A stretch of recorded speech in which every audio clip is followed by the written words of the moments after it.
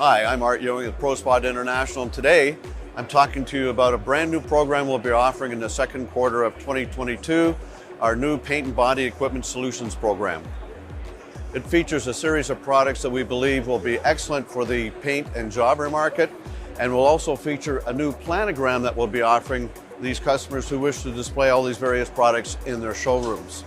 It's a very well self-contained display and features so many of the products that we know will be very exciting for our paint and jobber customers and distributors to take out to their marketplace. If you require more information, please get a hold of me at Prospot, www.prospot.com. We have a full brochure that we'd be more than pleased to send you.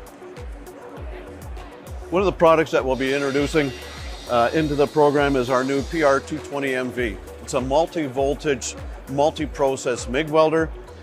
Plugs into either 110 household current or 220 power that you're going to find in every shop today. This is going to be the ideal solution for any sort of small welding needs, such as muffler shops, body shops, light fabrication, farm and ranch. It's a great little machine.